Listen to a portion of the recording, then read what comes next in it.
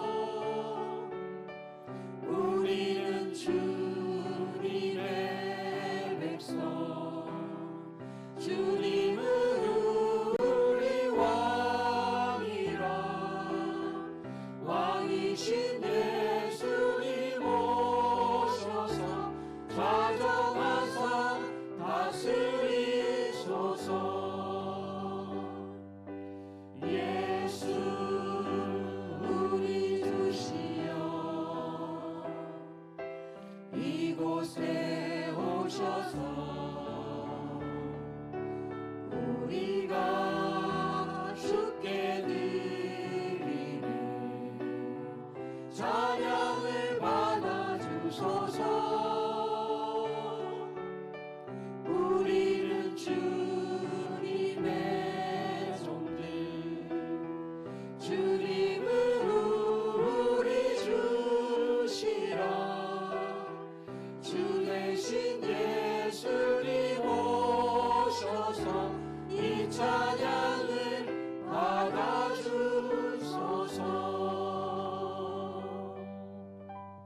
다 함께 자리에 앉으시겠습니다. 이 시간 예배를 위해서 이종민 장로님께서 기도 인도해 주시도록 하겠습니다.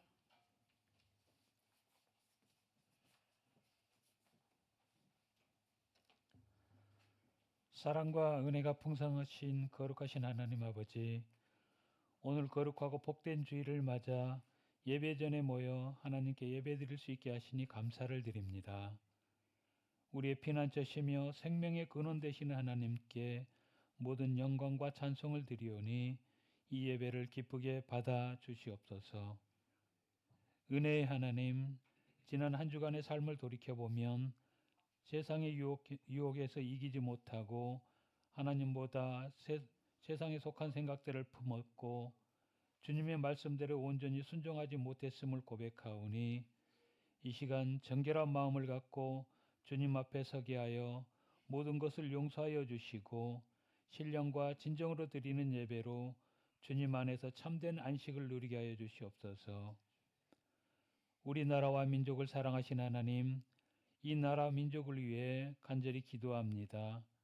현재 우리 사회가 겪고 있는 모든 혼란과 갈등이 속히 종식되게 하시고 정치와 경제, 사회의 모든 영역이 하나님의 공의 안에서 안정되게 하옵시며 특히 이 땅을 어지럽히는 이단과 미신의 세력들이 완전히 척결되어 오직 진리의 복음만이 살아 숨쉬는 거룩한 하나님의 나라가 되게 하여 주시옵시고 위정자들에게 지혜를 주셔서 백성을 사랑하고 하나님을 두려워하는 마음으로 나라를 이끌게 하여 주옵기를 간절히 원합니다.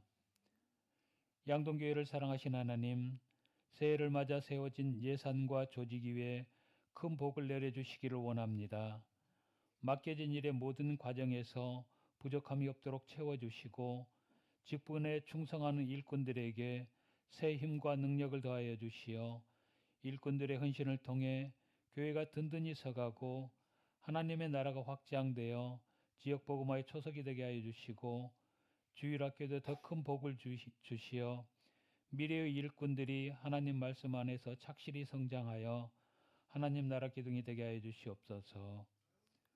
지금 이 시간에도 척박한 땅에서 복음 전파를 위해 눈물로 씨를 뿌리는 선교사들을 기억하여 주시고 그들의 발걸음을 지켜주시며 부족함이 없도록 돕는 손길과 위로와 평강이 늘 함께 하도록 동행하여 주시옵시고 이 시간에도 육신의 질병과 마음의 상처로 고통받는 환우들에게 치료하시는 하나님께서 그들을 안수하여 주시고 영육간의 강건함을 회복하여 주시어 속히 일어나 기쁨으로 하나님을 찬양하며 증거하는 삶이 되게 하여 주시옵소서.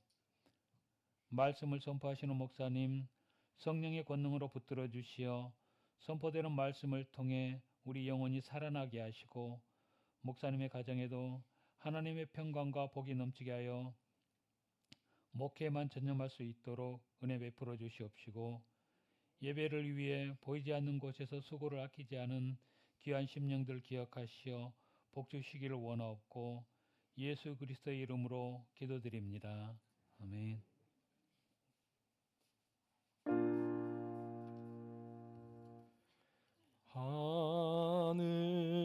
하늘에 계신 아버지 이름 거룩하사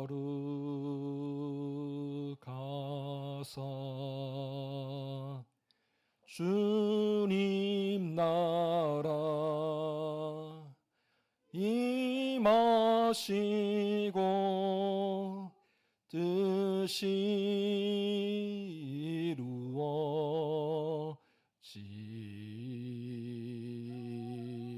이루어지이다. 일용할 양식 주시고 우리들의 큰 죄 다 용서하옵시고 또 시험에 들게 마시고 악에서 구원하소서. 내게 주의 나라 주의 권세 주의 영광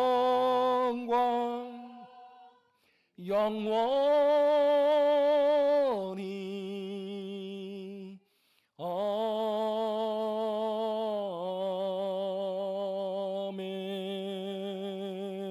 아멘. 이 시간 우리에게 주신 하나님 말씀 신약 성경 사도행전 17장 1절에서 9절까지 말씀입니다. 제가 가진 성경으로 217쪽이 됩니다. 사도행전 17장 1절에서 9절까지 하나님 말씀을 봉독합니다. 조용히 경청하시기 바랍니다. 그들이 암비볼리와 아볼로니아로 다녀가 데살로니가에 이르니 거기 유대인의 회당이 있는지라. 바울이 자기의 관례대로 그들에게로 들어가서 새 안식일에 성경을 가지고 강론하며 뜻을 풀어 그리스도가 해를 받고 죽은 자 가운데에서 다시 살아나야 할 것을 증언하고 이르되 내가 너희에게 전하는 이 예수가 곧 그리스도라 하니 그 중에 어떤 사람은 곧 경건한 헬라인의 큰 무리와 적지 않은 귀부인도 고난을 받고 바울과 실라를 따르나 그러나 유대인들은 시기하여 저자의 어떤 불량한 사람들을 데리고 떼를 지어 성을 소동하게 하여 야손의 집에 침입하여 그들을 백성에게로 끌어내려고 찾았으나 발견하지 못하며 야손과 몇 형제들을 끌고 읍장들 앞에 가서 소리질러 이르되 천하를 어지럽게 하던 이 사람들이 여기도 이르매 야손이 그들을 맞아들였도다. 이 사람들이 다 가이사의 명을 거역하여 말하되 다른 임금 곧 예수라는 이가 있다 하더이다 하니 무리와 업장들이 이 말을 듣고 소동하여 야손과 그 나머지 사람들에게 보석금을 받고 놓아 주니라. 아멘. 할렐루야. 사랑하는 성도 여러분, 우리 1월이 되어서 다시 사도행전 강해를 시작을 합니다. 오늘은 빌립보에서 데살로니가로 이어지는 바울과 실라의 고단한 전도 여행을 한번 살펴보고자 합니다.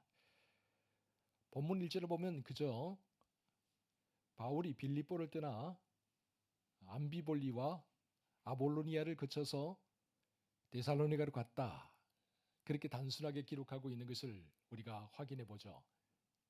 그러나 여러분, 이 짧은 한 문장 안에는 바울과 실라의 정말 눈물 없이는 볼 수 없는 그런 고통, 고난의 여정이 담겨 있다라는 사실입니다. 여러분, 데살로니가에 오기 전에 바울과 실라가 빌립보에서 어떤 일을 당했죠? 빌립보에서 로마 당국의 사람들에게 잡혀서 매를 맞았지 않습니까? 그들의 옷이 벗겨지 다 찢겨졌죠.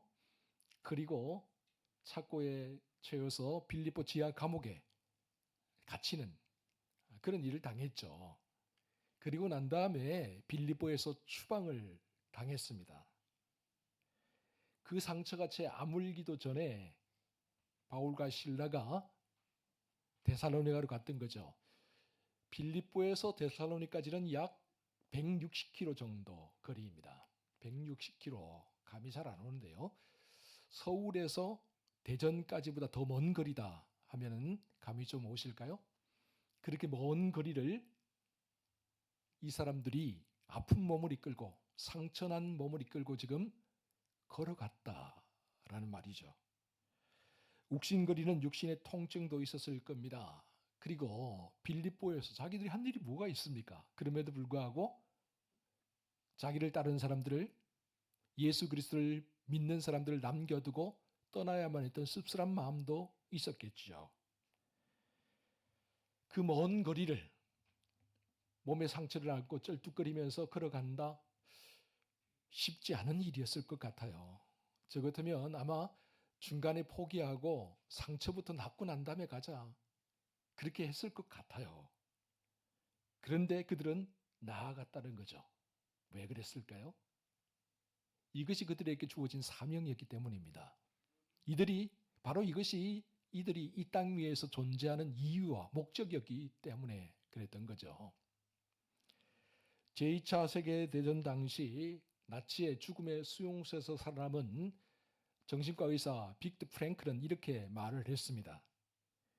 나를 살게 한 것은 성한 몸이 아니라 내 삶이 마땅히 존재해야 할 이유였다. 몸만 성하다고 살아남는 게 아니라 내가 왜 이 땅에 있어야 하는가? 내가 살아남아야 될 이유가 뭔가? 그 이유와 목적, 그 사명이 있을 때 비로소 사람은 살아갈 수 있다라는 말이겠죠. 바울과 실라도 역시 마찬가지였을 거예요. 그 몸을 이끌고 160km가 넘는 그 먼 거리를 걸어간다. 인간의 의지, 인간의 신념만으로는 불가능했을 겁니다. 그러나 그들에게는 하나님이 주신 사명이 있었죠. 걸어가야 될 이유와 목적이 있었죠. 이때의 일을 바울이 데살로니가전서 2장 2절에서 다음과 같이 고백하고 있습니다. 우리 함께 같이 읽어보겠습니다. 시작. 너희가 아는 바와 같이 우리가 빌립보에서 고난과 능욕을 당하였으나 우리 하나님을 힘입어 많은 싸움 중에 하나님의 복음을 너희에게 전하였노라. 아멘. 바울이 말해요. 우리가 빌립보에서 고난과 능욕을 당했었다. 데살로니가에게 편지를 보내면서 그렇게 고백을 하고 있는 거죠. 사랑하는 성도 여러분, 바울과 실라가 데살로니가로 간 것은 인간의 힘과 의지로 간 것이 아닙니다. 인간의 힘과 의지로만 했다고 한다면 중간에 포기해버리고 말았겠죠. 바울과 실라가 아픈 몸을 이끌고 상처난 몸을 이끌고 그 먼 길을 뚜벅뚜벅 걸어갈 수 있었던 것은 하나님이 주신 사명 때문이었습니다. 그리고 또 하나님의 도우심이 있었기 때문이죠. 여러분, 오늘 우리도 역시 마찬가지 아닐까요? 신앙생활하다 보면 몸도 마음도 지치고 상처 입을 때가 있습니다. 오늘 우리가 이런 아픔과 상처에 매몰되지 않고 그 상처와 아픔을 딛고 일어서서 앞으로 나아갈 수 있는 힘, 그 힘은 도대체 어디에서 나옵니까? 전적으로 하나님이 우리에게 주신 사명 때문에 가능합니다. 하나님이 우리와 함께 하시고 우리를 도우시기 때문에 가능합니다. 그래서 우리가 다시 일어설 수 있고 그래서 우리가 다시 앞으로 나아갈 수 있게 되는 것이죠. 바울 일행이 도착한 데살로니가는 당시 마게도냐 지역의 제2의 도시나 마찬가지였는데요. 지적으로 굉장히 뛰어난 사람들이 모여있고 부유한 사람들이 주로 많이 살아가던 그런 도시였습니다.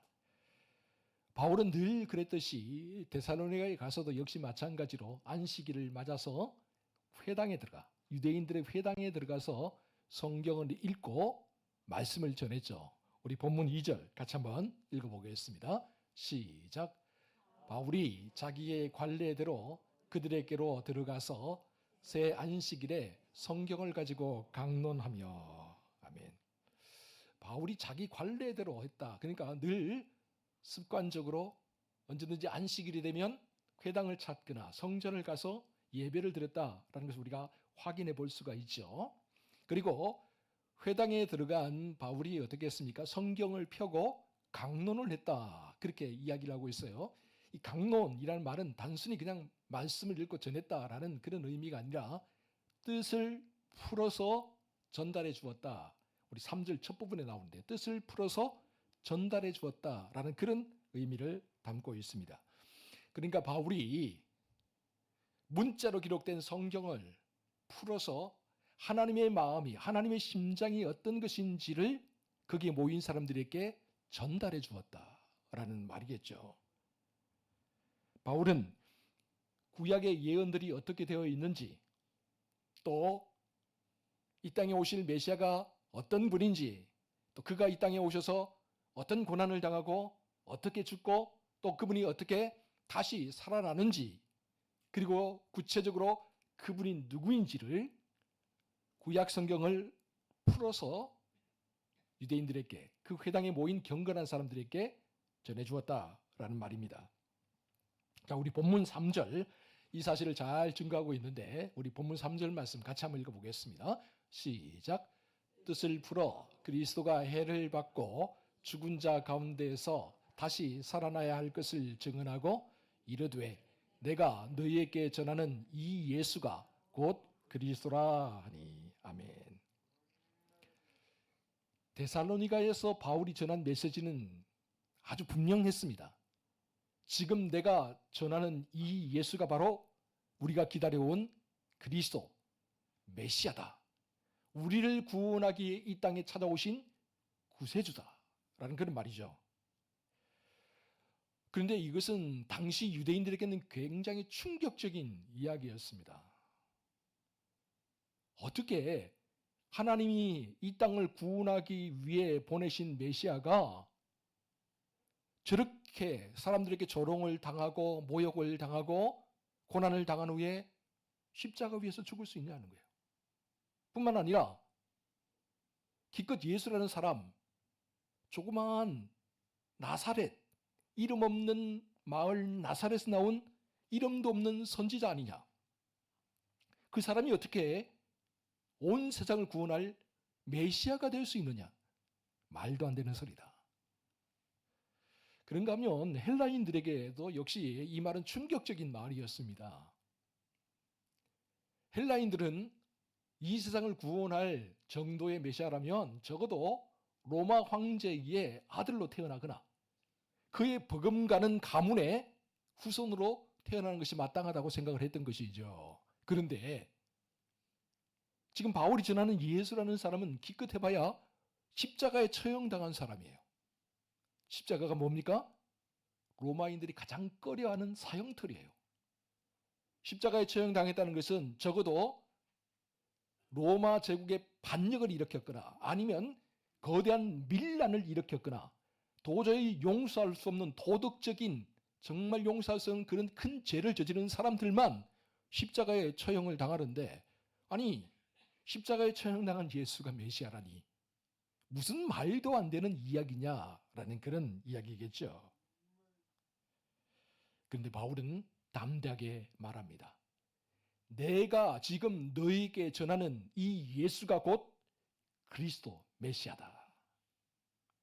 뿐만 아니라 바울은 데살로니가에서 한 번 그렇게 하는 게 아니라 그가 머물러 있는 동안 지금 성경에는 세 번의 안식일이라고 하는데요.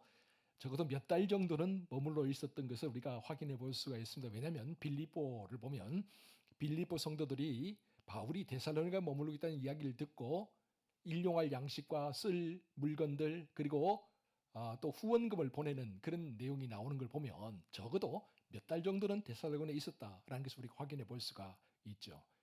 그는 때만 되면 이 안식일에 회당에 들어가서 예수가 그리스도임을 전했습니다. 그리고 평상시에는 데살로니가에 있는 사람들에게 부담을 끼치지 않기 위해서 그가 손수 직접 신라와 함께 일을 했습니다. 바울의 직업이 텐트 메이커죠.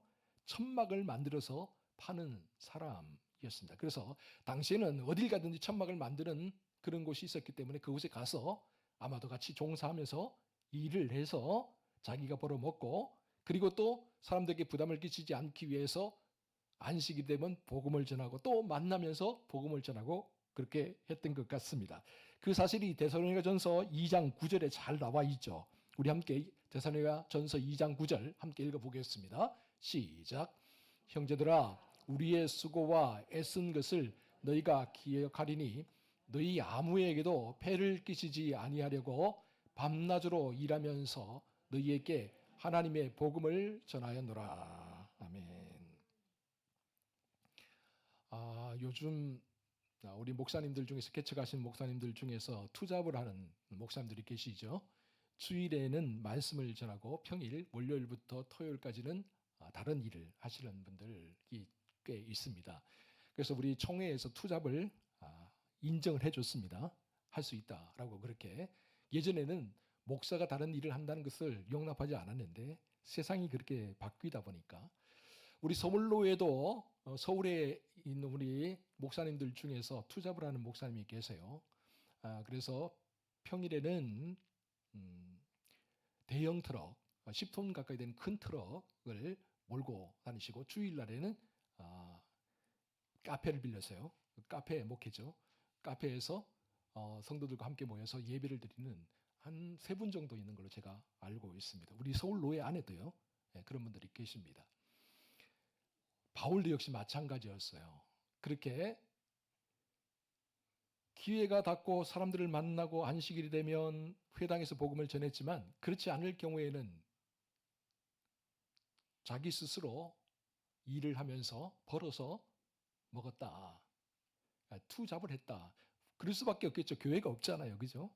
바울이 가서 겨우 교회를 개척하면서 세워야 되는데 교회가 없으니 성도들이 없으니 그럴 수밖에 없는 상황이었지만 데살로니가전서에게 편지를 쓰면서 봐라. 내가 너희에게 폐를 끼치지 않게 해서 밤낮으로 일했다는 사실을 기억해라.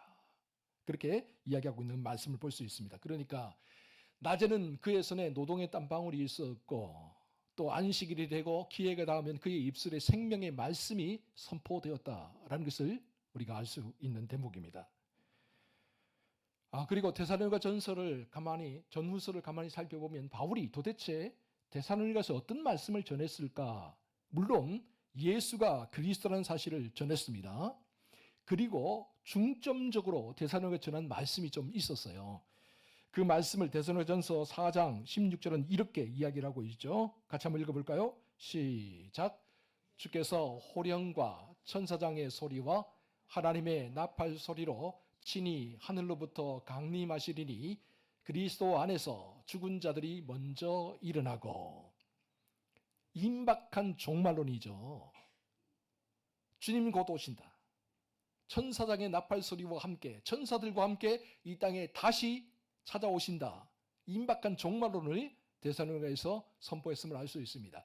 데살로니가 전서만 그런 게 아니라 데살로니가 후서도 역시 마찬가지예요. 데살로니가 후서 1장 10절도 이렇게 기록하고 있어요. 함께 같이 읽어봅니다. 시작.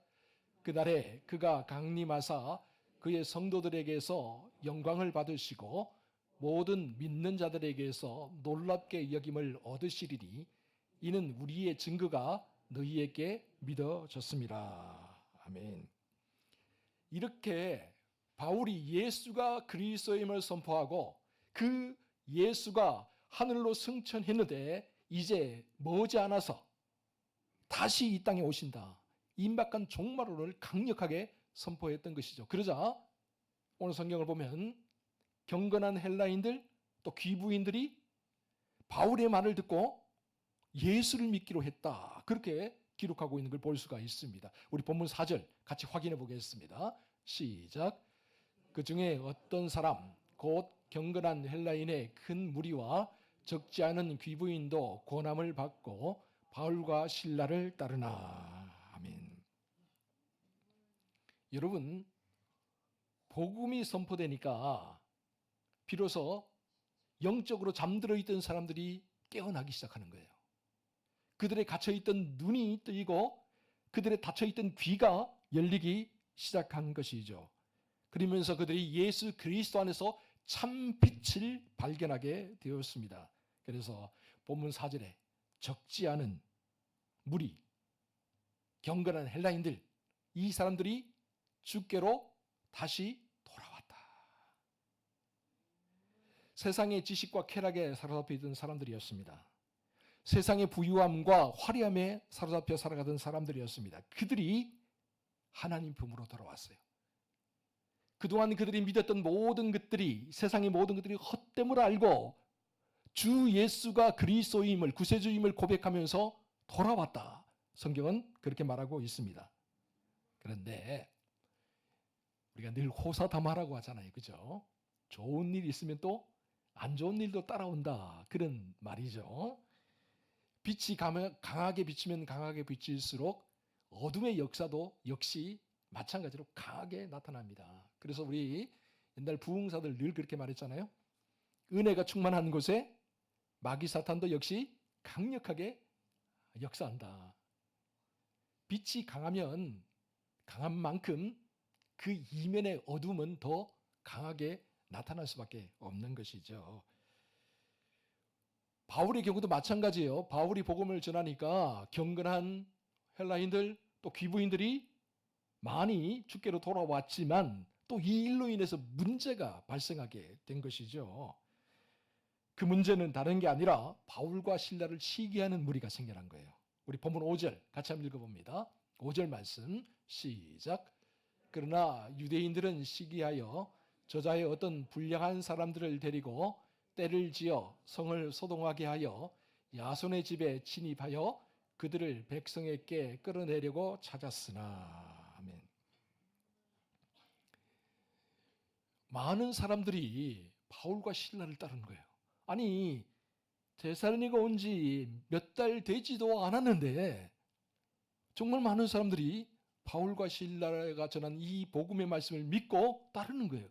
그러자 유대인들, 데살로니가에 살던 유대인들의 마음에 시기와 질투심이 생겨났습니다. 아니, 도대체 저것들은 뭐야? 뭔데 저렇게 많은 사람들을 끌고 다니는 거야? 그러면서 어떻게든지 바울과 실라를 해코지하려고 했죠. 이제는 고인이 되신 이어령 교수님께서 이런 말씀을 하셨어요. 남의 촛불을 끄는 행위가 결코 내 앞길을 밝혀주지는 않는다. 여러분, 남이 촛불이 밝아서 참 좋겠다.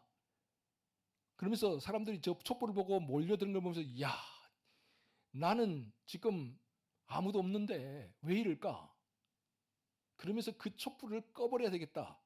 그런 마음을 품을 때가 있지. 왜? 우리 마음에 시기 질투가 누구나 생길 수 있잖아요. 그런데 그 촛불을 끈다고 해서 내 앞길이 밝아질까요? 내가 좀 더 나아질까요? 그렇지는 않는다는 거예요. 이 말은 시기와 질투가 내 삶을 더 풍요롭게 하거나 더 밝은 것으로 인도할 수 없다라는 의미예요. 여러분, 시기와 질투는 나를 망가뜨리고 상대방까지 망가뜨릴 뿐이지 결코 그것이 우리를 더 업그레이드 시키거나 우리를 더 나은 것으로 인도할 수 없습니다. 그러므로 시기와 질투가 찾아왔을 때 여러분 그걸 단호하게 물리치세요. 그래, 비록 내 마음에 들지는 않지만 내가 박수를 보내주마. 그럴 수 있어야 돼요. 그래, 네가 잘 되는 게 꼭 내 마음에 다 드는 건 아니지만 그럼에도 불구하고 내가 너를 응원해주마. 그런 마음을 품으셔야 돼요. 그런데 유대인들은 그렇지 못했죠. 왜요? 그들은 진리에는 관심이 없었어요. 바울과 실라가 전하는 진리의 말씀이 정말 그러한가? 그게 관심이 없었어요. 그 대신 그들을 수많은 사람이 따르고 있다.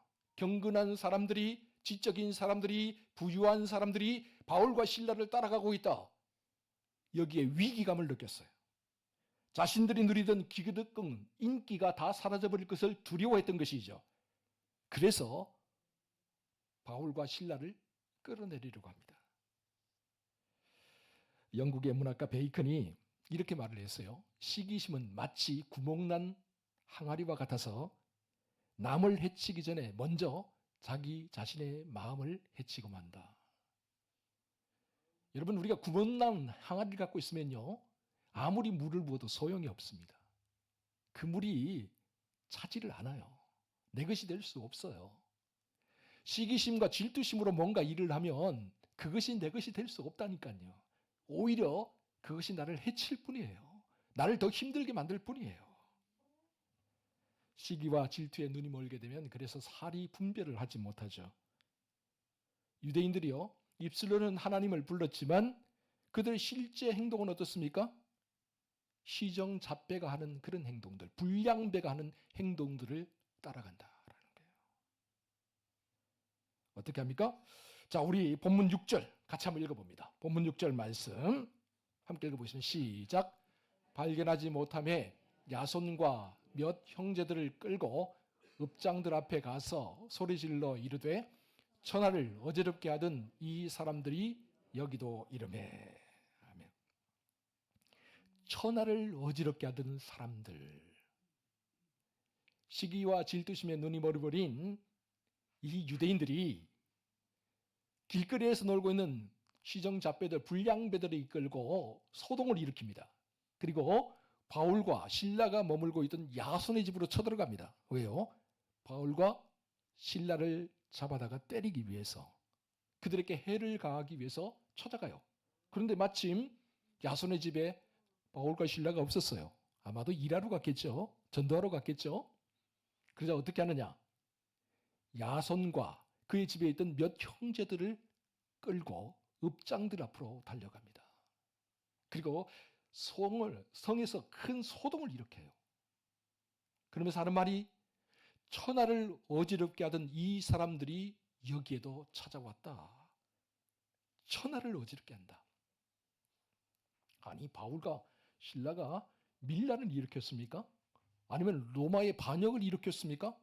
아니면 도덕적으로 용납할 수 없는 어떤 죄악을 저질렀습니까?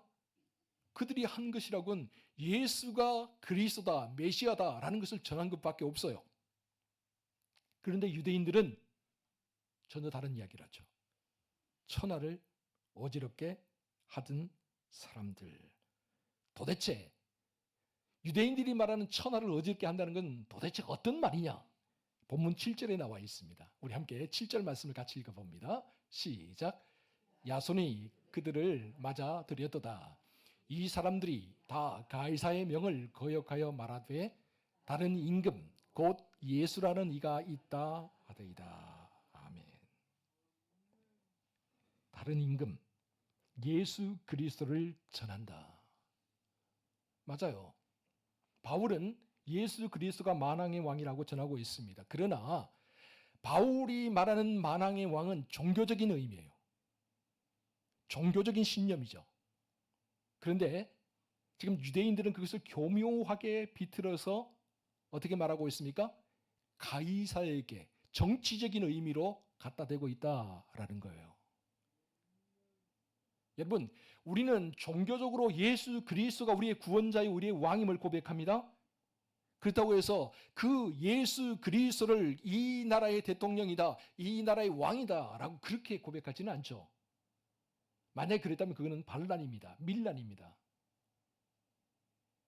물론 하나님은 온 우주 모든 나라의 역사를 주관하시는 주인이면 틀림없습니다. 그렇다고 해서 우리가 정치적인 의미를 가지고 우리가 예수 그리스도를 전하는 건 아니에요.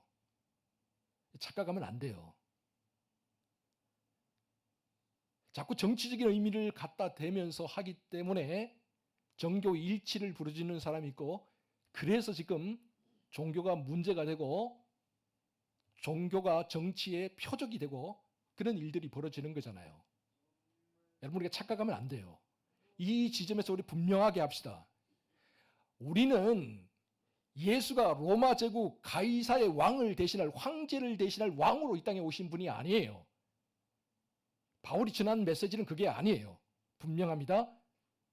그는 온 인류의 영혼을 구원하기 위해 이 땅에 찾아오신 만왕의 왕이다. 구세주이다. 그런데 데살로니가 유대인들은 그것을 교묘하게 비틀었죠. 교묘하게 왜곡했습니다. 그래서 정치적으로 황제를 섬기지 말라고 지금 이야기한다. 이들은 또 다른 반역을 일으키려고 준비한다 라고 그렇게 뒤틀었던 것입니다. 그러면서 세상을 어지럽히는 사람들이다. 사랑하는 성도 여러분, 어떤 의미에서 우리가 신앙생활 하다 보면 세상 사람들은 우리를 오해할 수 있어요. 세상 사람들은 우리가 전하는 말들을 왜곡할 수 있어요. 초기 교회 로마 제국이 기독교를 그렇게 악랄하게 박해했던 이유가 뭐냐면, 여러 가지 이유가 있었지만 그 중에 한 가지가 뭐냐면, 기독교인들이 남몰래 지하에 숨어서 사람들의 살과 사람들의 피를 먹는다라는 소문이 돌았기 때문에 그래요. 왜 그랬느냐? 사람들이 보니까 예수님이 이것은 너희의 살이다, 너를 위하여 주는 나의 살이다, 이것은 너희를 위하여 흘리는 나의 피다 하면서 성찬식을 하잖아요. 그 말을 곧이곧대로 받아서 이 사람들은 사람들의 살과 피를 뜯어먹으면서 종교의식을 행한다라고 오해를 했어요. 그래서 아주 악랄하게 기독교를 박해하게 되었던 것이죠. 그러나 지금은 우리 기독교가 다 세상에 널리 다 밝혀져 있잖아요. 무엇을 믿는지, 무엇을 전하는지, 무엇을 우리가 알고 있는지 다 세상 사람도 다 알고 있어요. 그런데 중요한 건 뭐냐? 이 지점에다가 자꾸 정치를 갖다 대지 마세요. 제가 우리 교회에 우리 장로님들한테 제가 늘 말하지만, 어떤 일이 있어도 정치적인 기도를 하시면 안 됩니다. 나라와 민족을 위해서 기도하는 거 좋습니다. 백성들을 위해 기도하는 거 좋습니다. 그러나 정치적으로 기도하지 마십시오. 왜요? 교회에는 야당도 있고 여당도 있고 중립파도 있습니다. 나와 다 같지 않아요. 근데 나의 소신이라고, 그 소신은 하나님과 1대1로 있을 때만 소신을 세우세요. 공적으로 기도할 때는 공공을 위해서 기도하는 거지, 나 자신의 소신을 위해서, 신념을 위해서 기도하는 게 아니에요. 그것은 개인적으로 하나님 만날 때, 그리고 공적인 기도할 때는 공적으로. 정치를 갖다 대면 안 됩니다. 그러면 반드시 문제가 생기게 돼 있다. 이처럼 오해하는 사람도 생기고, 또 분란을 일으키는 사람도 생기고, 또 자칫 잘못하면 교회가 두 패로 쫙 갈라지게 됩니다. 자, 이렇게 압박을 받고 이렇게 어려움을 당해요.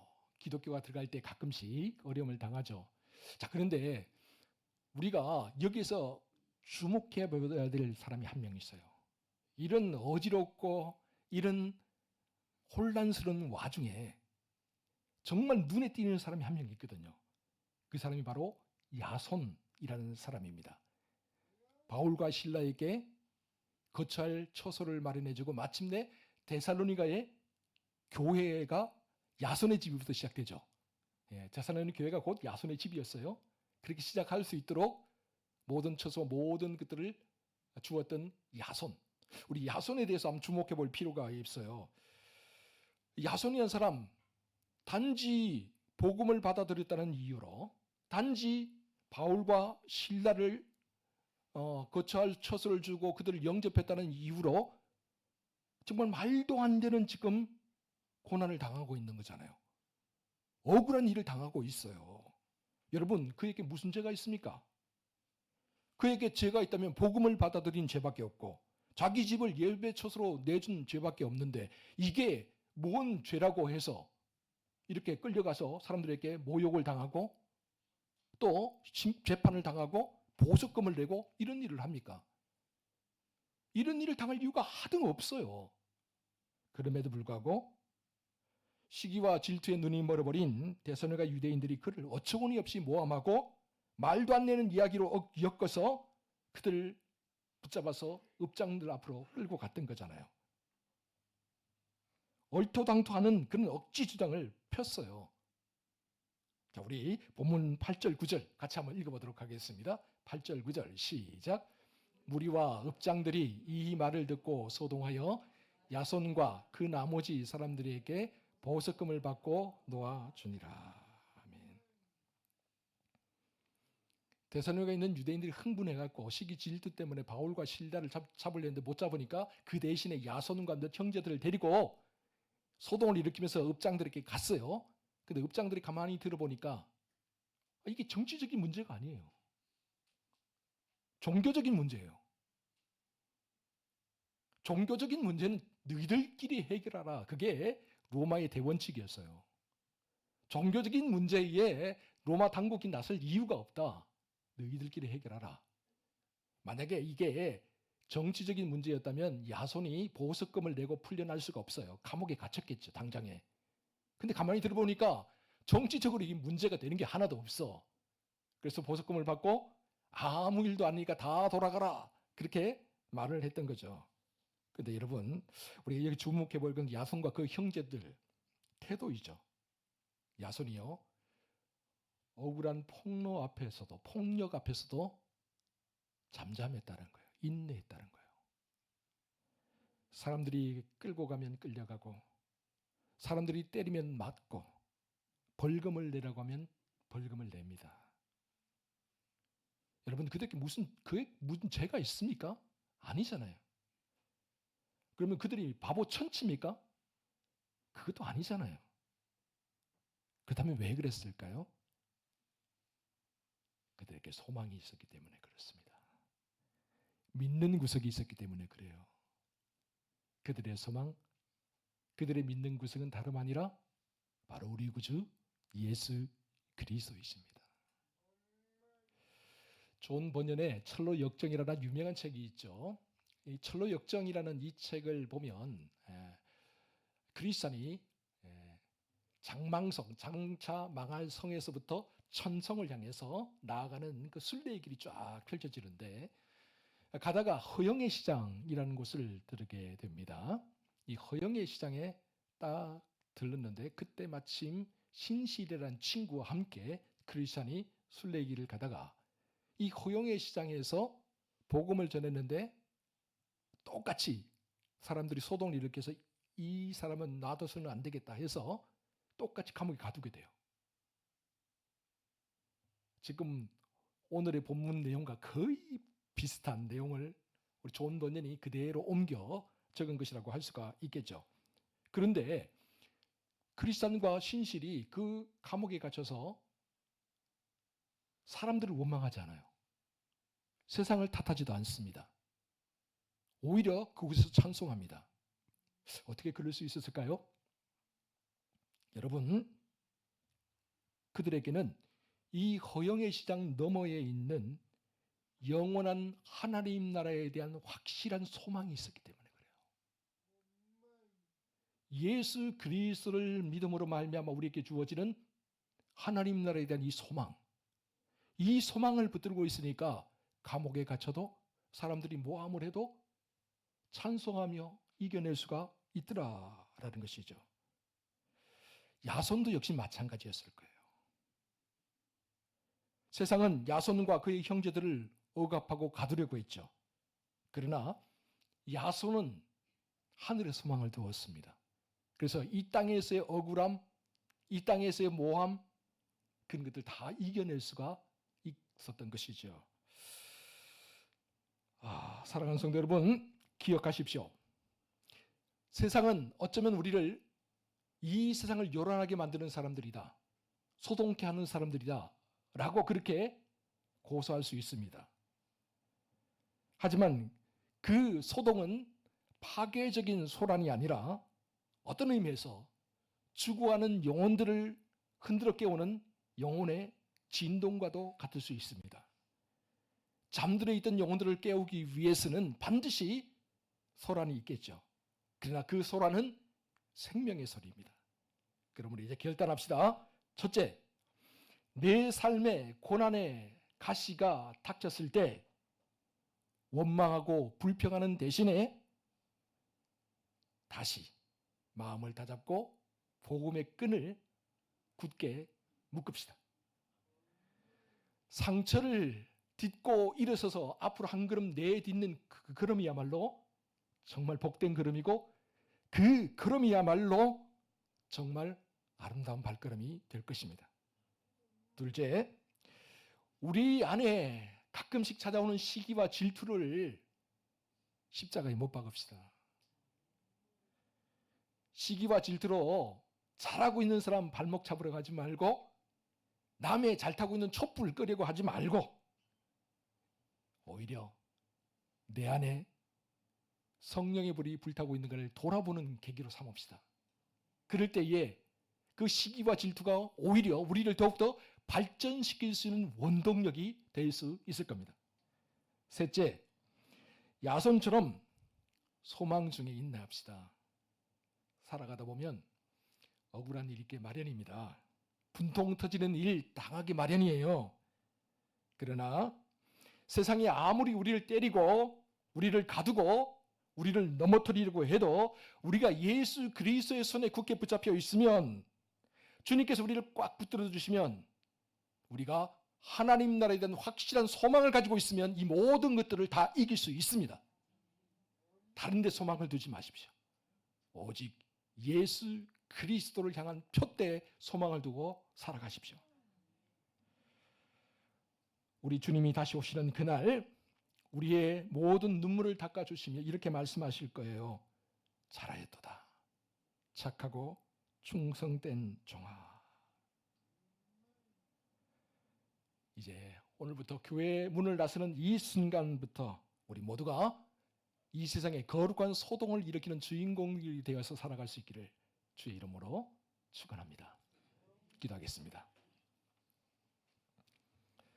사랑하는 주님, 바울과 실라처럼 우리도 어떤 상황과 형편에도 굴하지 않는 뜨거운 복음의 야성을 허락해 주시옵소서. 우리 앞에 놓인 고난의 길을 피하려고 하기보다는 그 길 끝에 계신 주님을 바라보고 소망하며 담대하게 나아가게 해 주시옵소서. 사랑하는 주님, 우리 안에 있는 시기와 질투의 찌꺼기들 이제 주님의 보혈로 깨끗하게 씻어 주시옵소서. 남의 은혜를 시기했던 데살로니가 유대인들의 어리석음을 버리게 하시고 오직 진리 안에서 이웃들과 함께 기뻐할 수 있는 넉넉한 마음을 허락해 주시옵소서. 사랑하는 주님, 무엇보다도 견고한 믿음을 주시기를 구합니다. 억울한 누명을 쓸 수 있습니다. 경제적인 손실을 당할 수 있습니다.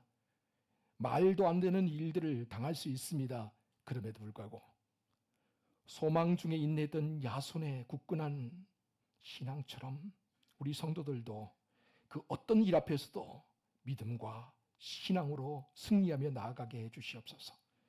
세상의 가치관으로 우리를 평가하는 소리에 흔들리지 않게 하시고 언제나 다시 오실 예수 그리스도의 강림을 기다리고 소망하며 살아가는 우리 모두가 되게 해 주시옵소서. 이 모든 말씀을 우리 구주 예수 그리스도의 이름으로 기도하옵나이다. 아멘. 찬송가 336장 환난과 핍박 중에도 성도는 신앙 지켰네 함께 찬양합니다.